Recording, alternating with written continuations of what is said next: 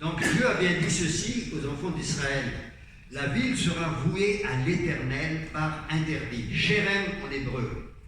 Elle et tout ce qui s'y trouve. Seule Rahab, la prostituée, aura la vie sauve. Elle et tout ce qui est avec elle dans la maison, car elle a donné abri aux messagers que nous avions envoyés. Mais attention, verset 18, gardez-vous de l'interdit, Sherem, de peur qu'ayant déclaré l'interdit, vous le preniez de ce qui est interdit et le mettiez ainsi le camp d'Israël sous l'interdit en y jetant le trouble.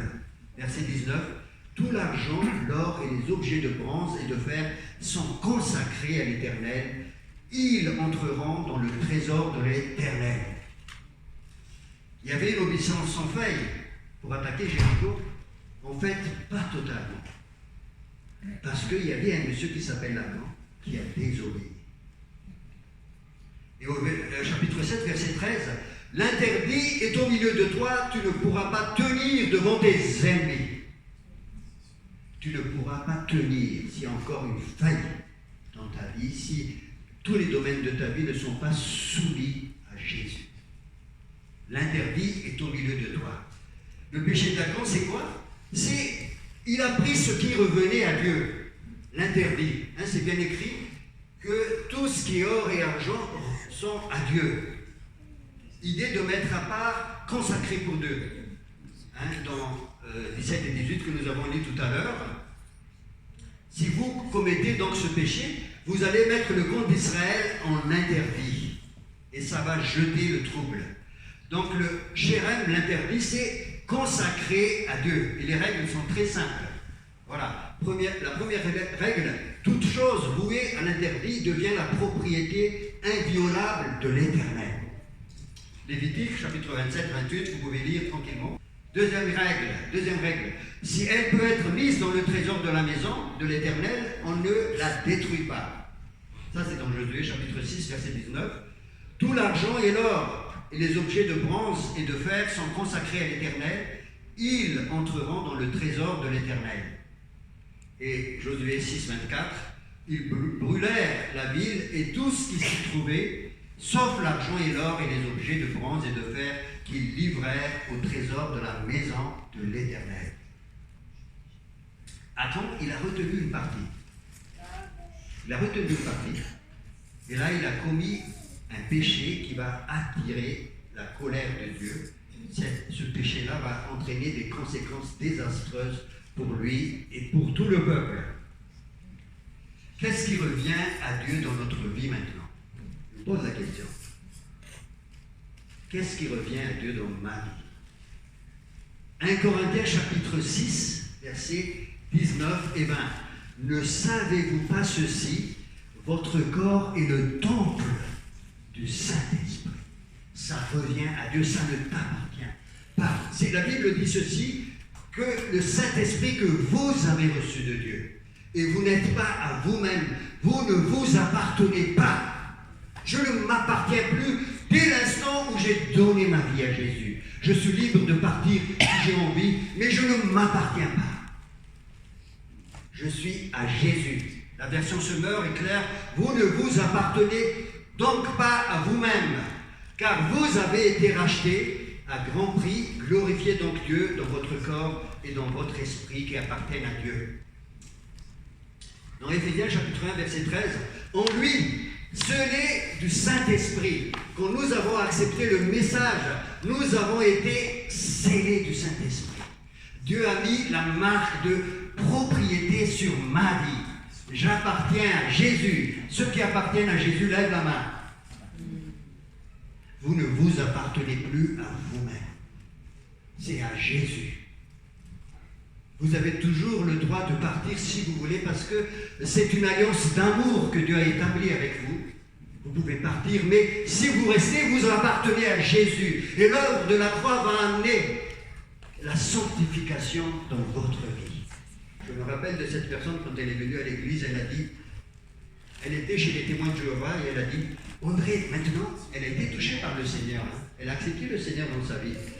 Et elle a été touchée et elle voulait vraiment servir Dieu. Elle a dit, André, dis-moi, donne-moi la liste des interdits. Je lui ai dit, il n'y a pas d'interdit. Par contre, il y a crucifixion à la croix. Et Dieu va aller dans tous les domaines de ta vie. Parce que Dieu ne n'établit pas une liste d'interdits en disant tu fais ceci, tu fais cela. Ça, c'est la loi. Et quand tu as terminé de faire ça, tu te dis j'ai fait mon devoir de religion.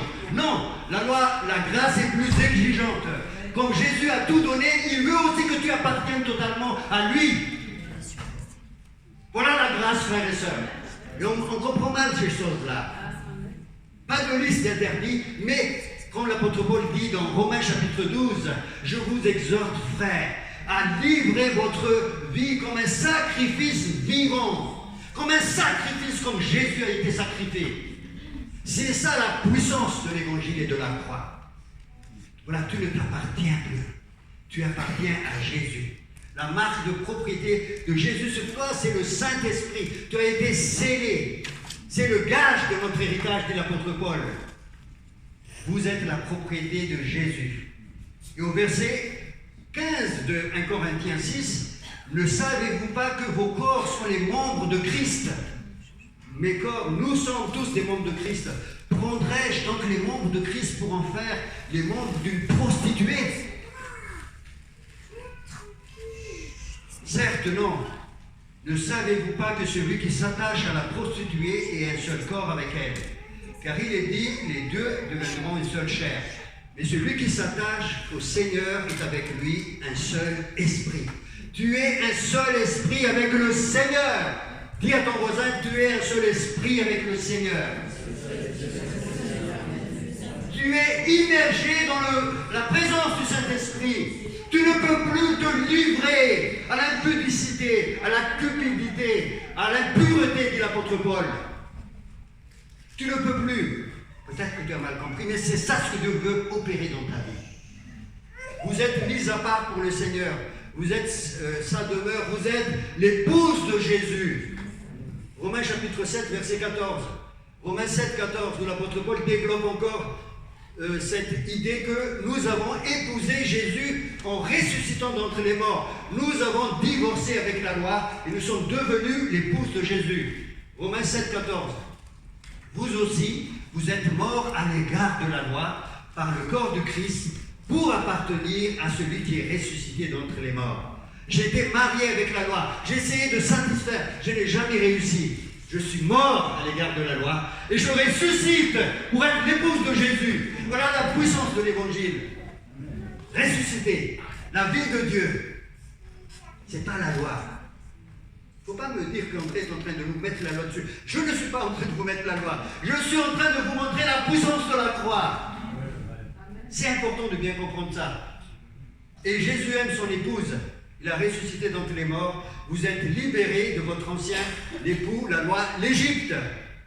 L'esclavage en Égypte. Le péché d'Acan. Quelques remarques sur le péché d'Acan. Les caractéristiques du péché d'Acan, observerons-nous bien. Ça s'est passé où? Ça s'est passé où? Ça s'est passé quand? Comment? Et ça affecte qui? Hein, vous avez compris? Ça s'est passé en terrain de combat. C'est incroyable, hein? Vous avez réfléchi à ça? Alors que les enfants d'Israël étaient en train de combattre à Jéricho, c'est là que le péché est arrivé. C'était pas dans le monde, c'était pas dans une boîte de nuit. Ah ben oui, hein? Mais quand l'ennemi nous attaque, il va nous attaquer là où nous sommes. Quand nous ferons de l'évangélisation, de l'exhortation, quand nous allons encourager cette sœur ou ce frère, l'ennemi va nous attaquer là.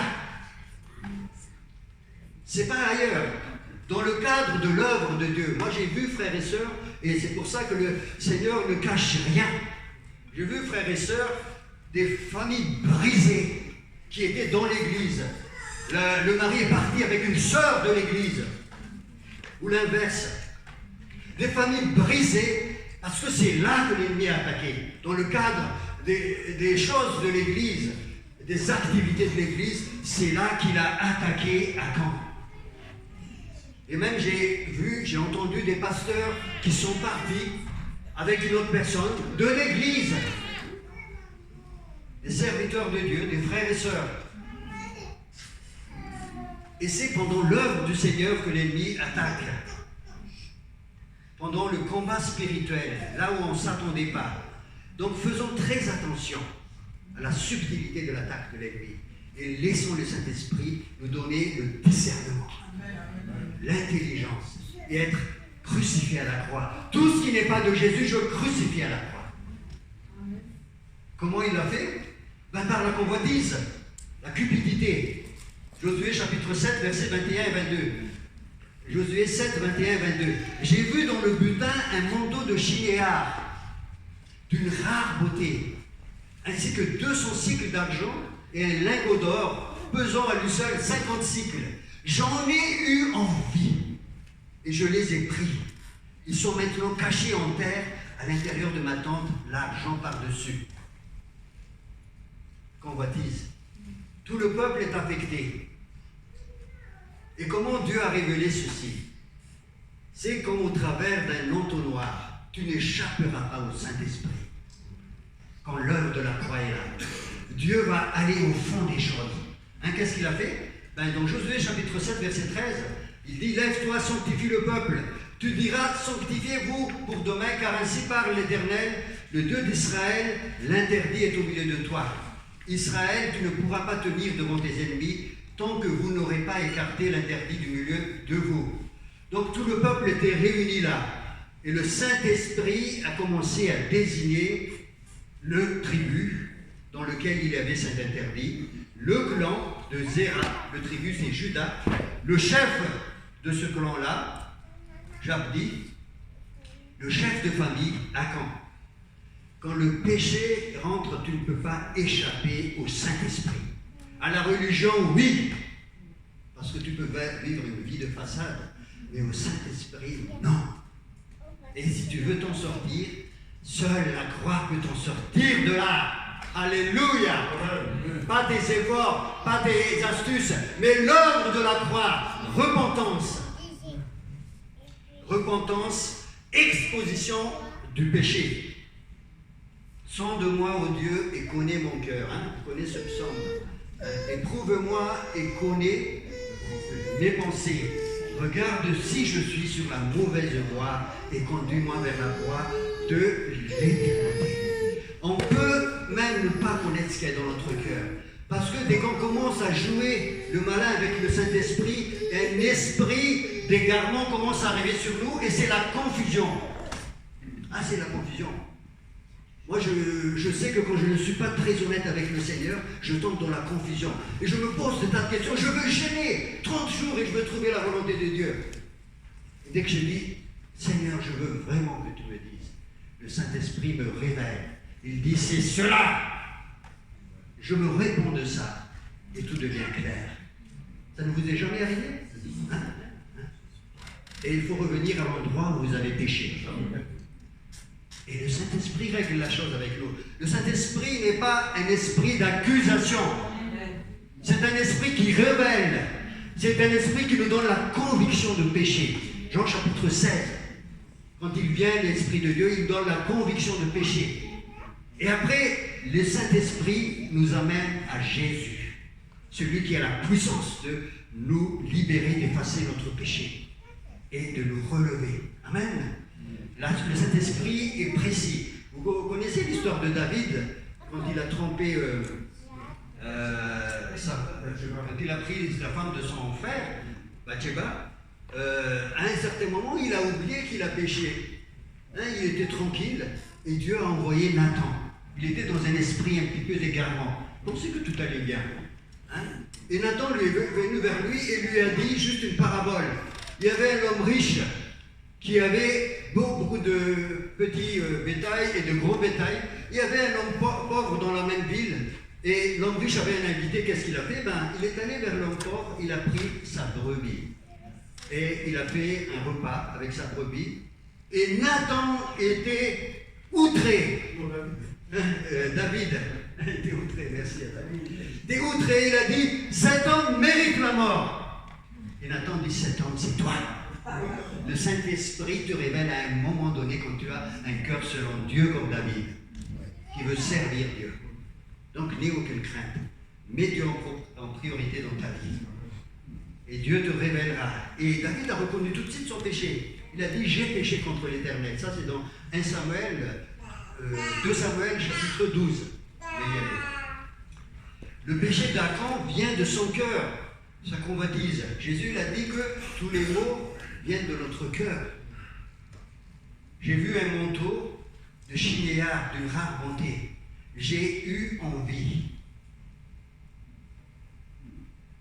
Le péché vient toujours de notre cœur, dans notre tête après, la convoitise non identifiée, et après, ça devient un péché qui nous amène dans la mort. Jacques, dans son épître, dit 1, 14 et 15, chapitre 1, 14 et 15, « Mais chacun est tenté parce que sa propre convoitise l'attire et le séduit. » Verset 15, « Puis la convoitise, lorsqu'elle a conçu, enfante le péché, et le péché, parvenu à son terme, engendre la mort. » Donc ça commence dans notre cœur, et à la fin, quand nous sommes en train de pratiquer cela, ça va engendrer la mort. Et ici, le péché va engendrer la mort. C'est la mort d'Achan. Ce péché qui est très subtil, va engendrer la mort. Comment sortir de là? L'œuvre à la croix. L'œuvre à la croix va engendrer la mort. La mort de Jésus et la mort de toi. À la croix. Cette vieille nature doit mourir à la croix. L'apôtre Paul dit dans Romains chapitre 6, verset 5, notez bien, Romains chapitre 6, verset 5, « Nous savons que notre vieille nature a été crucifiée avec lui, afin que ce corps de péché soit réduit à l'impuissance et que nous ne soyons plus esclaves du péché. » Notre vieille nature a été crucifiée avec lui. Revenons de nouveau à Gilgal, à la croix, pour crucifier ce péché. La seule solution pour les enfants d'Israël, c'est la mort. Et la seule solution pour nous, c'est la mort. Le salaire du péché, c'est la mort. Jésus a été fait péché afin que tu sois justice de Dieu. Et que tu sois crucifié. Il y a deux choses là-dedans. Jésus te justifie. C'est important. La justification par la foi. C'est important. Hyper important. Ça ne dépend pas de moi, ça dépend de lui. La pénalité est tombée sur Jésus. Le châtiment qui nous donne la paix est tombé sur lui. Isaïe chapitre 53. Donc Dieu est un Dieu juste. Il condamne le péché, il l'a condamné dans son Fils. 2 Corinthiens chapitre 5, verset 21. Celui qui n'a point connu le péché est devenu péché afin que nous devenions justice de Dieu. C'est important. Ça, c'est la première chose. Ensuite, je suis mis à mort aussi en étant crucifié avec Christ. Mon ancienne vie, ma vieille nature est crucifiée. Je suis mis à mort. Ce n'est plus moi qui vis, c'est Christ qui vit à moi. Le deuxième volet de la croix. Il me justifie, il me transforme. Waouh! C'est complet. Vous êtes mort, je suis crucifié, le couteau de la circoncision. Et ensuite, l'apôtre Paul, il dit ceci. Dans Colossiens, chapitre 3, verset 3, il dit « Vous êtes morts et votre vie est cachée en Christ. » Est-ce que vous êtes morts? Hein? Est-ce que vous êtes morts? Si vous êtes morts, c'est pas moi qui le dis, c'est la parole. Ça, c'est la foi. Adama nous a rappelé tout à l'heure. Je crois que j'étais mort avec Christ il y a 2000 ans. Vous êtes morts et votre vie est cachée en Christ. Quand Christ, notre vie apparaîtra, vous allez apparaître aussi avec lui. Colossiens 3.3. Je ne l'invente pas. Lisez votre Bible. Vous êtes morts. Mais cette victoire acquise, il va falloir la rendre effective dans notre vie. Un peu plus bas, au verset 5, l'apôtre Paul dit ceci. Faites donc mourir. Vous êtes morts, je suis mort. Jésus a vaincu le péché, j'ai été crucifié avec Christ, maintenant je fais mourir, c'est-à-dire je rends effectif dans ma vie, parce que toute la puissance de péché a été brisée à la croix. C'est ça qu'il faut très bien comprendre, frères et sœurs. Vous êtes morts, faites donc mourir. Colossiens 3.3, vous êtes morts, Colossiens 3.5, un peu plus bas, faites donc mourir. Et donc qu'est-ce qu'il faut faire mourir? Il faut faire mourir D'abord, tout ce qui est péché d'impudicité. L'apôtre Paul, il dit 3 choses là-dedans. L'impudicité, les impuretés et aussi la cupidité. C'est les 3 choses. Il reprend ces 3 thèmes d'ailleurs dans Éphésiens chapitre 4, chapitre 5. Au tout début, il a dit que ces péchés-là ne sont même pas mentionnés au milieu de vous. L'impudicité, l'impureté et la cupidité. L'impudicité, c'est tout ce qui est péché sexuel illicite. Hein, c'est pornéia en grec, c'est-à-dire l'homosexualité, c'est-à-dire la fornication, c'est-à-dire l'adultère. Faut même pas, et l'apôtre Paul, que ces choses-là ne sont même pas mentionnées au milieu de vous.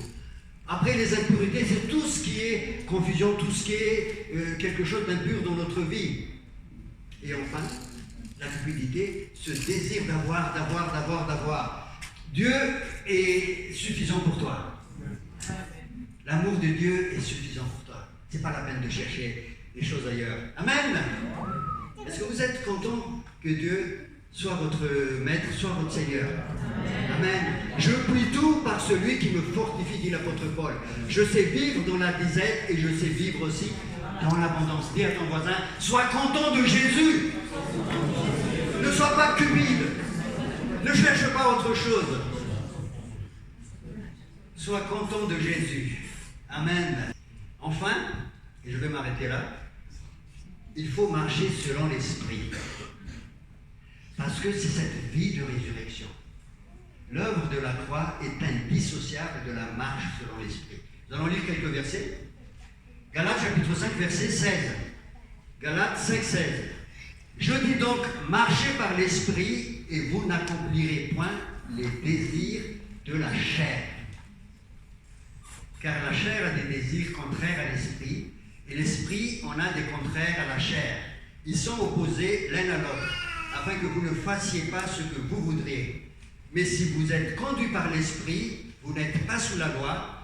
Or, les œuvres de la chair sont évidentes, c'est-à-dire l'inconduite, ce que je disais tout à l'heure, l'impureté, la débauche, l'idolâtrie, la magie, l'hostilité, le discorde, la jalousie, les fureurs, les rivalités, les divisions, les partis pris, l'envie, l'ivrognerie, l'orgie et choses semblables. Je vous préviens, comme je l'ai déjà fait, ceux qui se livrent à de telles pratiques n'hériteront pas du royaume de Dieu. Et quand on entend ça, on dit, oh, moi je me livre à de telles pratiques, oh là là, il faut que je fasse des efforts. Non, marchez selon l'Esprit. Marchez selon l'Esprit parce que la puissance est là. Laissez le Saint-Esprit rentrer en toi dans une vie de résurrection après avoir crucifié ta chair. 22. Mais le fruit de l'Esprit est amour. Le fruit de qui? Est-ce que c'est tes fruits à toi? Non, le fruit de l'Esprit. C'est important. C'est l'Esprit de Dieu en moi qui produit les fruits. C'est vraiment important, frères et sœurs. Si vous demeurez en moi, vous porterez des fruits, Jean chapitre 15. Mais séparés de moi, vous ne pouvez rien faire. Comme les serments rattachés au secte. C'est les fruits. Et ce sont ces fruits-là qui glorifient le Père. Jean chapitre 15, verset 8. C'est à ceci que mon Père soit glorifié quand vous portiez des fruits qui viennent de l'Esprit, mais pas de la religion. Des fruits de l'Esprit. Et au verset 24 toujours de Galates 5, ceux qui sont en Christ, qu'est-ce qu'ils ont fait? Ils ont crucifié la chair. Et même la religion, c'est la chair, frères et sœurs. Avec ses passions et ses désirs. Je suis crucifié avec Christ. Ce n'est plus moi qui vis, c'est Christ qui vit en moi. Vous voyez bien, la vision de l'apôtre Paul, c'est la croix et la puissance de l'Esprit. On n'est plus dans la religion ici. Et il y a des chrétiens qui aiment bien la religion, aller à l'église tous les dimanches. On se sent pas bien quand on ne va pas à l'église. Hein. Non, c'est pas ça. C'est une relation personnelle avec Dieu, une vie de l'Esprit, une vie crucifiée à la croix. Vivre selon l'Esprit, Romains 8, 5 et 10. Romains 8, 5 et 10. Ceux en effet qui vivent selon la chair s'affectionnent aux choses de la chair, tandis que ceux qui vivent selon l'Esprit s'affectionnent aux choses de l'Esprit. Et l'affection de la chair, c'est la mort, tandis que l'affection de l'Esprit, c'est la vie. Car l'affection de la chair est inimitié contre Dieu. parce qu'elle ne se soumet pas à la loi de Dieu et qu'elle ne le peut même pas. Or, ceux qui vivent selon la chair ne sauraient plaire à Dieu. Pour vous, vous ne vivez pas selon la chair, mais selon l'Esprit, si du moins l'Esprit de Dieu habite en vous.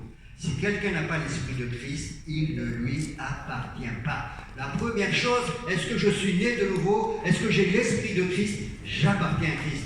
Tu n'appartiens pas à une religion, tu n'appartiens pas à des règles, tu n'appartiens pas à des systèmes, tu appartiens à Jésus. C'est cela. Tu appartiens à Jésus, tu vis selon l'Esprit. Dis à ton voisin, tu appartiens à Jésus si tu as l'Esprit de Dieu. Et l'apôtre Pierre dirait même plus loin, il a dit, sanctifiez Jésus dans votre cœur. Ça, c'est 1 Pierre, chapitre 3, verset 15. Sanctifiez Jésus, même quand personne ne le voit, sanctifie Jésus dans ton cœur. Jésus, je veux t'honorer. Jésus, je veux que je sois à toi, uniquement dans ton cœur. La personne ne le voit, tu n'es plus dans la religion. Et c'est ça la relation avec Dieu. Se revêtir de Jésus. Revêtir de Jésus, l'apôtre Paul le dit aussi, dans Galates chapitre 3, verset 27, vous tous qui avez été baptisés en Jésus, vous avez revêtu Christ. Vous avez pris Jésus et vous êtes revêtus de Jésus. Quand vous êtes revêtus de Jésus, vous avez la justification. Dieu ne vous regarde plus comme quelqu'un de pécheur, mais comme quelqu'un de juste, son fils. Mais ensuite, il va vous transformer, parce qu'il va vous donner les fruits de l'Esprit en vous. Hein, c'est ce qu'on a vu avec Colossiens. Et il va donner le Saint-Esprit, qui est le manteau de puissance aussi dans votre vie. Le Saint-Esprit survenant sur vous, vous serez les témoins. Alléluia! Hein, vous êtes des ambassadeurs, vous êtes des témoins. Voilà, mes frères et sœurs, je m'arrête là et on va chanter un chant. On va chanter un chant. On va chanter un chant. Vous êtes là? Amen. Alors, levons-nous et laissons le Seigneur vraiment sonder notre cœur. Comme un entonnoir, je disais tout à l'heure, le Saint-Esprit va descendre dans notre vie. S'il y a encore des domaines qui ne lui appartiennent pas, ben ce matin, il va nous le dire exactement. Il va le dire. Si tu es dans la confusion, tu ne sais pas, tu es un petit peu perdu, Seigneur, est-ce ta volonté? Est-ce que ce n'est pas ta volonté? C'est que tu as peut-être besoin d'un éclairage de Saint-Esprit ce matin. Alors, levons-nous et laissons le Saint-Esprit sonder nos cœurs. Vraiment, Seigneur, nous voulons qu'il n'y ait plus de porte où l'ennemi entre dans ma vie. Je veux maintenant exposer tout ça. Je veux que la puissance de la croix opère dans ma vie ce matin. Je veux, Seigneur, être tout entier à toi. Montre-moi, révèle-moi. Parce que le cœur est tortueux, plus que tout, dit la parole. Qui sonde le cœur, Dieu seul sonde le cœur. Dieu veut montrer ce matin là où tu as un problème à régler avec le Seigneur. Ce matin, Dieu veut t'emmener plus loin, dans une vie de victoire, comme il a fait avec Josué pour abattre toutes les villes, les forteresses. Il faut avoir cette vie de victoire. Il faut que tu sois transparent. Il ne faut plus qu'il y ait des domaines dans lesquels l'ennemi opère encore dans ta vie. Laisse le Saint-Esprit. Dieu ne te demande pas d'être parfait. Dieu te demande d'être toi-même. Dieu te demande simplement de venir à lui tel que tu es et d'être exposé à la puissance du Saint-Esprit. Saint-Esprit, opère dans nos vies ce matin. Viens transformer, Seigneur. Viens révéler les choses cachées. Viens, Seigneur, mettre le doigt, parce que tu es un Dieu de douceur. Dieu n'est pas un Dieu qui humilie. Non, ce n'est pas le Dieu de la Bible, ça. Dieu est un Dieu de douceur. Il va toucher là où il aura besoin d'une opération du Saint-Esprit. Merci, Seigneur, de toucher nos vies. Tu veux être encore touché par le Seigneur ce matin. Dis dans ton cœur, Seigneur, je veux que tu me touches encore. Je veux être un chrétien victorieux. Un chrétien qui a retrouvé son identité. Un chrétien qui marche par l'Esprit. Un chrétien revêtu de toute la puissance de Dieu pour briser les forteresses et amener la victoire dans ce pays, dans cette ville. Seigneur, change nos cœurs ce